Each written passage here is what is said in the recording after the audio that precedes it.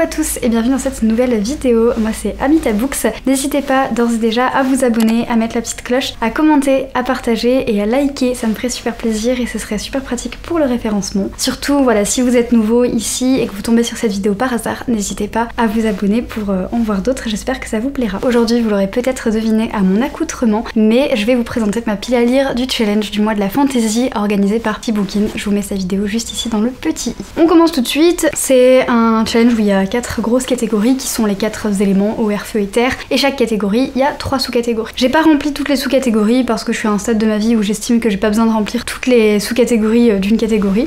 Voilà. Si ça fait déjà assez de livres, là j'ai 9 livres en tout. Après si j'en mets plus, c'est juste un coup à pas tout lire, c'est bref, voilà.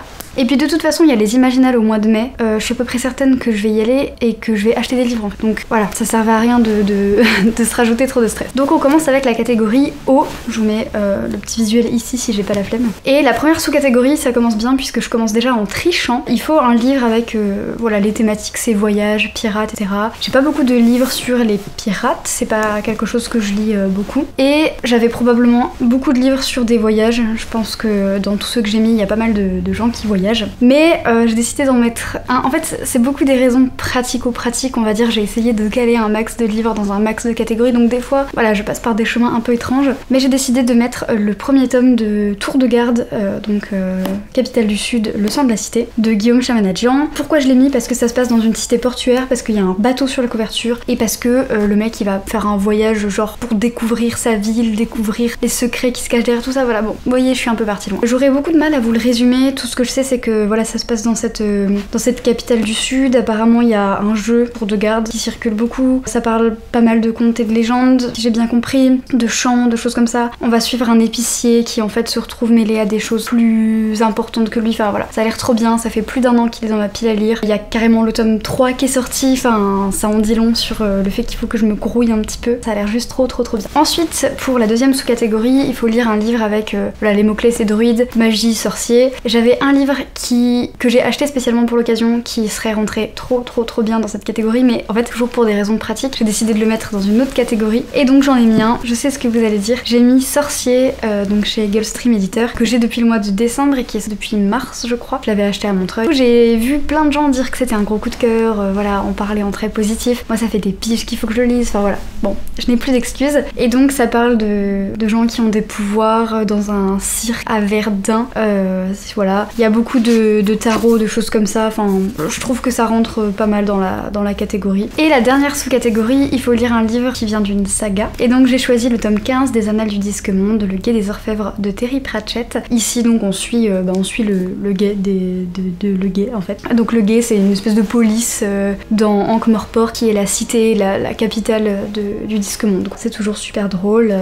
Je sais pas exactement de quoi retourne ce tome-ci, et en fait je me prends jamais trop la tête à savoir de quoi ça retourne. Je prends, je lis. Ensuite pour la catégorie terre, c'est la catégorie où j'ai le moins de livres dedans, puisque la première et la dernière sous-catégorie je n'ai rien mis. Donc la première c'était un livre sur le petit peuple. C'est vrai que c'est toujours des sous-catégories où j'ai rien. Je lis pas trop de livres avec des elfes, des fées, des choses comme ça. Et en fait j'ai décidé de pas me prendre la tête à me dire il faut absolument que tu aies un livre pour chaque catégorie et tout. Et la dernière sous-catégorie c'était un graphique ou un album. Pour l'instant j'en ai pas. Si j'en achète un dans le mois, bon bah voilà il rentrera dedans, mais pour l'instant c'est pas le cas. Et la deuxième sous-catégorie, je crois que j'ai triché un petit peu aussi, j'ai même pas honte, mais voilà, mais du coup la deuxième sous-catégorie c'est les mots-clés école, apprentissage, et donc moi j'ai mis Rempart, le tome 1, le livre de colis de MR Carré, publié chez La Talente. C'est un livre que j'ai vu pas mal passer ces derniers temps, que Pepper Palace a beaucoup aimé, dont elle parle beaucoup, et du coup j'ai hâte de le découvrir, ça faisait quelques temps, et là je me suis dit c'est le moment de le mettre dedans. Alors pour raconter un peu le plot, ça se passe dans un futur, c'est un peu post-apocalyptique on dirait, et on suit donc Collie qui a 15 ans je crois et qui vit dans une cité, c'est un peu dur à comprendre mais c'est une cité quoi, qui est entourée par une nature très sauvage, très dangereuse, et ils sont protégés par une caste qui s'appelle les remparts, qui sont des gardes si j'ai bien compris. C'est une caste qui est très bien vue, c'est un très bon avenir en gros, et donc Collie décide de passer les épreuves pour rentrer dans cette caste. Mais le tome 2 s'appelle les épreuves de Collie, donc je me demande si c'est pas plutôt dans le tome 2 qu'il va y avoir les épreuves, voilà, l'apprentissage et tout. et que dans le tome 1 ça va être tout le moment avant. Je l'ai quand même mis dans cette catégorie parce que j'estime qu'on est quand même dans ce genre de roman fantasy où il y a voilà une caste, un apprentissage, etc. Et de toute façon je trouve que c'est le livre qui rentre super bien dans la terre puisque voilà il y a toute cette idée de nature sauvage, il y a beaucoup de végétation, de choses comme ça, donc voilà. Même en termes du plot, en termes de couverture, ça rentre très bien. Pour la catégorie feu, la première sous-catégorie c'est un défi. Et donc là j'ai mis Druide de Olivier Perru que j'aurais donc pu mettre dans Druide, enfin, dans la catégorie où il y a Druide, sorcier et tout. Mais je l'ai mis ici parce que pour moi c'est quand même un défi, c'est un livre qui fait 600 pages. Je l'ai acheté à l'instant sur Vinted, de faire hier 1 euro, donc je suis très contente de l'avoir trouvé. Ça fait des années qu'il est dans ma wishlist, honnêtement ça fait je pense 6 ou 7 ans, peut-être plus. Mais je m'étais jamais lancée dedans parce que ce côté très grosse fantasy avec des druides et tout, ça me faisait un peu peur. Mais j'en ai entendu vraiment beaucoup de bien au fil des années. Il y a cette histoire de druide, j'ai vraiment envie de lire plus de choses dans ce genre-là. Le fait que c'est un peu un classique de la fantasy, j'ai vraiment envie de le découvrir. Mais c'est vrai que d'un autre côté, il me fait un peu peur quoi. Par contre, la nana qui l'a vendu sur Vinted, il y a un sticker sur le livre offert, et elle le vend quand même. Alors elle le vend à 1 euro, donc bon ça passe, mais je suis quand même... Bon, je suis contente, du coup j'ai pu le trouver à 1 euro. Hein. Mais je me dis c'est quand même le genre de livre que tu mets plutôt dans une boîte à livres que tu vends sur Vinted. C'est une autre affaire, c'est une autre affaire. Ensuite, la deuxième sous-catégorie, il faut lire un pavé, et donc là je décide de lire La Cité de Laiton de S.A. Chakraborty,